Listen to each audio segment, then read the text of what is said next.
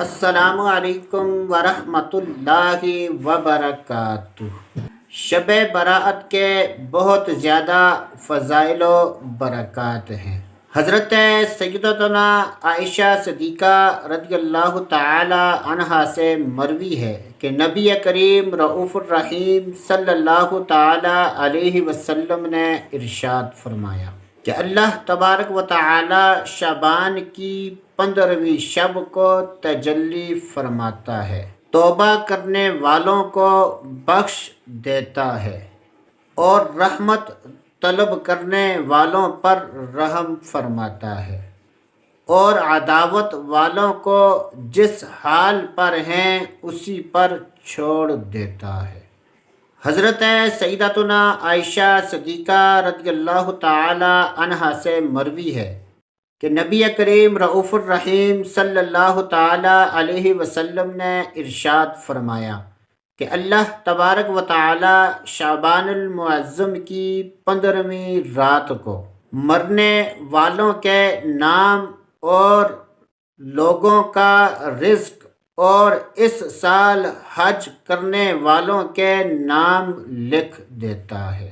اس رات کے بہت زیادہ فضائل و برکات اور اوراد و وظائف ہیں، جن میں 6 نوافل ایسے ہیں کہ جن 6 نوافل کو اولیاء کرام علیہم الرضوان نے اپنا معمول بنایا ہوا تھا، اور اب بھی اس عمل کو لاکھوں مسلمان 15 شعبان المعظم کی رات کو کرتے ہیں۔ یہ بہت ہی مختصر اور آسان عمل ہے۔ 6 نوافل مغرب کی نماز کے بعد ادا کرنے ہیں، اور ہر 2 نفلوں سے پہلے الگ الگ نیت کرنی ہے۔ پہلی 2 رکعتوں سے پہلے یہ نیت کرنی ہے کہ یا اللہ عز و جل ان 2 نوافل کی برکت سے درازی عمر بالخیر عطا فرما۔ دوسری 2 رکعتوں سے پہلے یہ نیت کرنی ہے کہ یا اللہ عز و جل ان 2 رکعتوں کی برکت سے بلاؤں سے حفاظت فرما۔ تیسری 2 رکعتیں شروع کرنے سے پہلے یہ نیت کرنی ہے یا اللہ عز و جل ان 2 نوافل کی برکت سے اپنا محتاج رکھ اور غیروں کی محتاجی سے دور فرما۔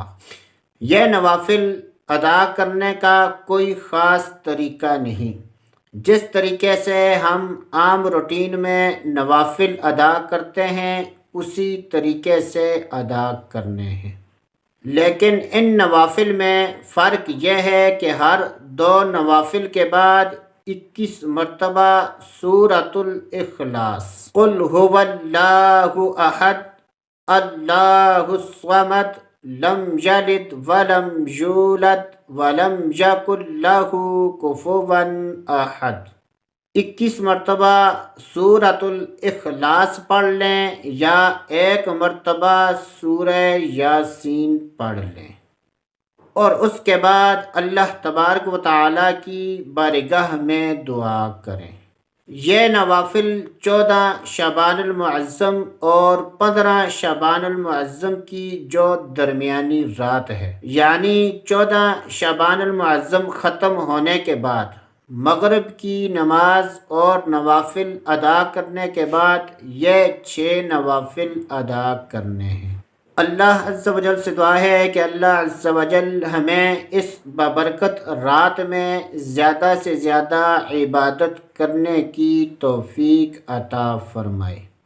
تو دوستو آج کے لیے اتنا ہی، اگلی ویڈیو تک اجازت، اللہ حافظ۔